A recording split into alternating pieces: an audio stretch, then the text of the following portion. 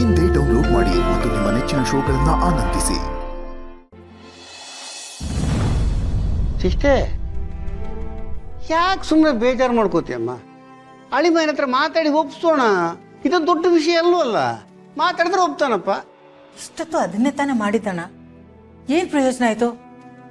ನಾವೇನ್ ಹೇಳಿದ್ರು ಅವ್ನು ಕೇಳಲ್ಲ. ಬರ್ತಾ ಬರ್ತಾ ಅವ್ನು ತುಂಬಾ ಸ್ಟಬನ್ ಆಗ್ತಿದ್ದಾನೆ.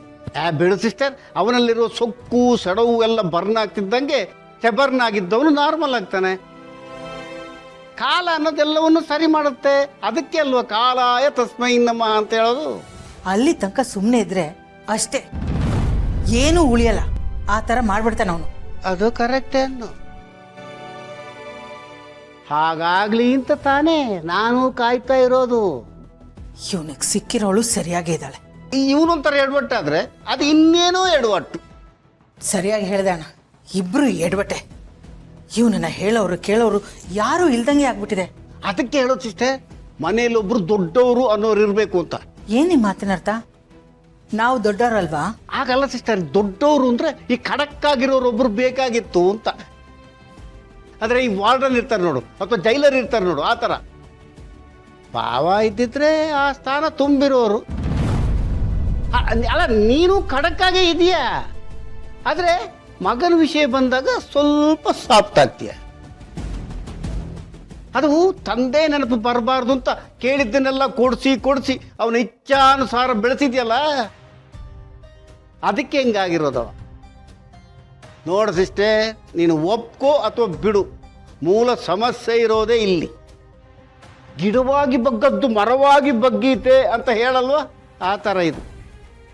ಗೌತಮ್ ಆದರೂ ಇದ್ದರೆ ಸರಿಯಾಗಿರೋದು, ಆದರೆ ಅವನಿಲ್ವೇ. ಈ ಮನೆ ಅನ್ನೋದು ಬಾಗಿಲೇ ಇಲ್ದಿರೋ ಕೋಟೆ ಥರ ಆಗಿದೆ. ಗಟ್ಟಿ ಧ್ವನಿ ಇಲ್ಲ ಸಿಸ್ಟರ್, ಗಟ್ಟಿ ಧ್ವನಿ ಇಲ್ಲ. ಮೊದಲೆಲ್ಲ ಇಷ್ಟೊಂದು ಸ್ಟಬನ್ ಆಗಿ ಇರ್ತಿರ್ಲಿಲ್ಲ. ನಾನು ಹೇಳಿದ್ರೆ ಅವನ ಮಾತು ಕೇಳ್ತಾ ಇದ್ದ, ಬೈದ್ರೆ ಬೈಸ್ಕೊತಿದ್ದ. ಆದ್ರೆ ಇತ್ತೀಚೆಗೆ ಮಾತು ಎತ್ತಿದ್ರೆ ಸಾಕು, ಮನೆ ಯಜಮಾನ ಥರ ಆಡ್ತಾನೆ. ಮಿತಿ ಮೀರಿ ಹೋಗಿದ್ದಾನೆ. ಯಜಮಾನ ಅನ್ನೋ ಪಟ್ಟ ಅವನ ತಲೆ ತಿರುಗಿಸಿದೆ ಸಿಸ್ಟರ್. ಎಲ್ಲವೂ ತನ್ನ ಕೈ ಒಳಗಿದೆ ಅನ್ನೋ ಸೊಕ್ಕು ಅವನಿಗೆ, ಸೊಕ್ಕು. ಸಿಸ್ಟರ್, ಅತಿಯಾದ ಐಶ್ವರ್ಯ ಅನ್ನೋದು ಅನಿಷ್ಟ ಇದ್ದ ಹಾಗೆ, ಅದನ್ನು ಬದಲಾಯಿಸೋದಕ್ಕಾಗೋದಿಲ್ಲ. ಅಲ್ಲ, ಅದು ಸರಿ ಸಿಸ್ಟರ್, ಈಗ ಯಾಕೆ ನೀನು ದಿಢೀರಂತ ಅವನ ಜಾತಕ ತೋರಿಸ್ದೆ? ಅದು ಇವನು ಆಡೋ ರೀತಿ ನೋಡಿ ಅವನ ಜಾತಕ ತೋರಿಸ್ಬೇಕು ಅಂತ ಅನಿಸ್ತು.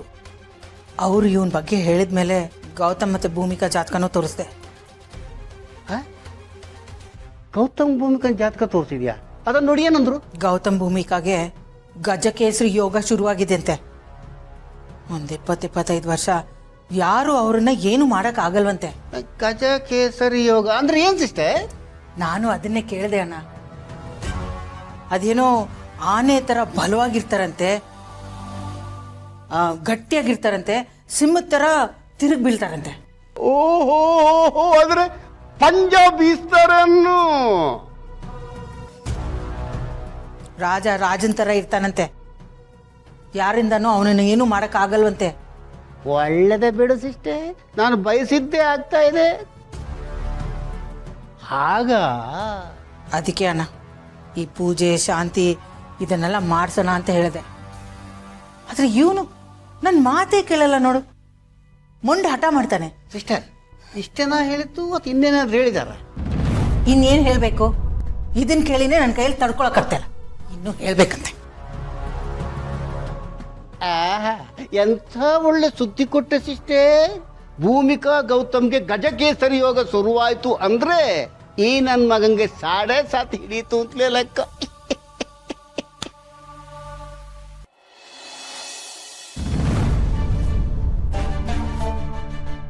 ಮಾಮ್, ಯಾಕೆ ಇಷ್ಟೊಂದು ಡಲ್ ಆಗಿದೆಯಾ? ಏನಾಯ್ತು? ಏನೂ ಇಲ್ಲ, ಸುಮ್ಮನೆ ಹಾಗೆ. ಅಂದಹಾಗೆ ನೀನು ಯಾಕೆ ಇನ್ನೂ ಆಫೀಸ್ಗೆ ಹೋಗಿಲ್ಲ? ಮಾಮ್, ಅದು ಒಂದು ಮೀಟಿಂಗ್ ಇತ್ತು, ಕ್ಯಾನ್ಸಲ್ ಆಯಿತು, ಸೊ ಐ ಜಸ್ಟ್ ಸ್ಟೇಡ್.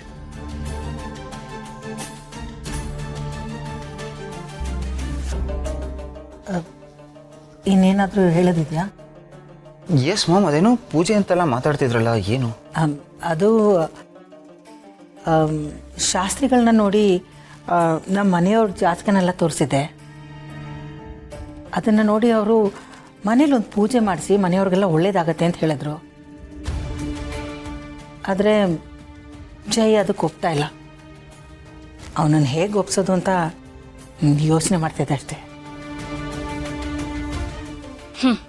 ಇವ್ರದ್ದು ಯಾವತ್ತೂ ಇದ್ದಿದ್ದೆ ತಾನೆ, ಹೊಸದೇನೂ ಅಲ್ವಲ್ಲ. ನನಗಂತೂ ಏನು ಮಾಡಬೇಕು ಅಂತ ಗೊತ್ತಾಗ್ತಾ ಇಲ್ಲ. ತಲೆ ಕೆಟ್ಟೋಗಿದೆ. ಮಾಮ್, ಅದು ಯಾಕೆ ಮಾಮ್ ಅಷ್ಟೊಂದು ತಲೆ ಕೆಡ್ಸ್ಕೊತೀಯಾ? ಅದೇನು ಪೂಜೆ ಅಂತ ನಮಗೆ ಹೇಳು, ನಾವು ಮಾಡ್ತೀವಿ. ಯಾರು ಮಾಡಿದ್ರೆ ಏನಂತೆ, ಪೂಜೆ ಪೂಜೆ ಅಲ್ವಾ? ನೋಡು, ಮನೇಲಿ ಯಾರೇ ಪೂಜೆ ಮಾಡಿದ್ರು ಮನೆಯವ್ರು ಎಲ್ರಿಗೂ ಒಳ್ಳೇದಾಗತ್ತೆ. ಅವ್ನಿಗೆ ಇಷ್ಟ ಇಲ್ಲ ಅಂದ್ರೆ ಅವನ್ನ ಬಿಟ್ಟಾಕು, ನಾವಿದ್ದೀವಲ್ಲ. ಹಾಂ ಅತ್ತೆ, ಈ ಮನೆ ಒಳ್ಳೇದಕ್ಕೆ ಪೂಜೆ ಮಾಡಬೇಕು ಅಂದರೆ ಆ ಪೂಜೆನ ನಾವು ಮಾಡೋಣ, ಮಿಸ್ ಮಾಡೋದು ಬೇಡ.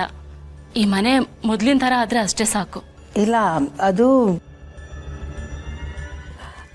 ಮನೆ ಹಿರಿ ಮಗನೇ ಪೂಜೆ ಮಾಡಬೇಕಂತೆ. ಮಾಮ್, ಅದೇನು ಮಾಮ್ ಹಿರಿ ಮಗ ಕಿರಿ ಮಗ ಅಂತ? ನಾನು ನಿನ್ನ ಮಗನೇ ಅಲ್ವಾ? ಯಾರು ಮಾಡಿದ್ರೆ ಏನಂತೆ? ಅದೆಲ್ಲ ನಿನಗೆ ಅರ್ಥ ಆಗಲ್ಲ ಪಾರ್ಥ. ಮಾಮ್,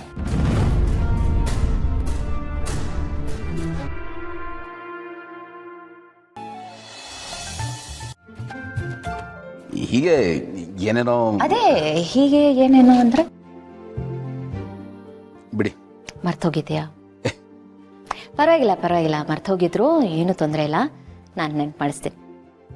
ಇದರಿಂದ ಶುರು ಮಾಡಿದ್ದೀನಿ. Thank you. ಇವತ್ತು ಪೂಜೆ ಚೆನ್ನಾಗಾಯ್ತಲ್ಲ? ಓ, ತುಂಬಾನೇ ಚೆನ್ನಾಗಾಯ್ತು. ನಮ್ಮಿಬ್ರು ಮದುವೆನೂ ಆಗೋಯ್ತಲ್ಲ. Second marriage with first wife. ಯಾರಿಗುಂಟು ಯಾರಿಗಿಲ್ಲ. ಅಂತೂ ಜೀವನ ಎದುರು ಬದ್ರು ಮನೆಯಿಂದ ಒಂದೇ ಮನೆಗೆ, ಅಲ್ಲಿಂದ ಒಂದೇ ರೂಮ್ಗೆ ಶಿಫ್ಟ್ ಆಗೋಯ್ತಲ್ಲ. ಎಲ್ಲಾನು ಹೊಸದಾಗಿ ಶುರು ಆಗ್ತಿದೆ ಅಂತ ಅನಿಸ್ತದೆ ಅಲ್ವಾ? ನನಗೆಲ್ಲ ಒಂಥರ ಮ್ಯಾಜಿಕ್ ಅನ್ನಿಸ್ತಾ ಇದೆ.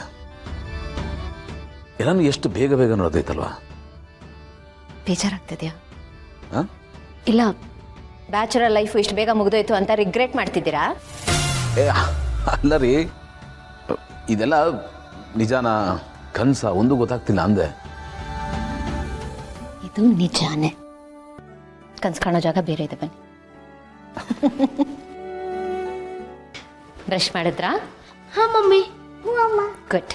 ಪಪ್ಪ, ಇವಾಗ ನಾವಿಬ್ರು ಒಂದು ಐಡಿಯಾ ಮಾಡಿದ್ವಿ. ನಿನ್ನೆ ಆಕಾಶ್ ನಿಮ್ ಪಕ್ಕ ಮಲಗ್ದ ಅಲ್ವಾ, ಇವತ್ತು ನಾನು ನಿಮ್ ಪಕ್ಕ ಮಲಗ್ತೀನಿ. ಒಂದೊಂದು ದಿವಸ ನಾವು ಎಕ್ಸ್ಚೇಂಜ್ ಮಾಡ್ತಿರ್ತೀವಿ, ಓಕೆನಾ? ಗುಡ್, ಒಳ್ಳೆ ಡಿಸಿಷನ್.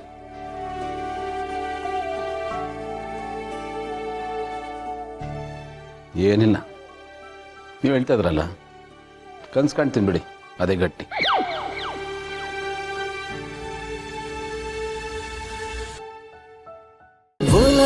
ಅಮೃತಧಾರೆ, ನನ್ನ ಅಮೃತಧಾರೆ.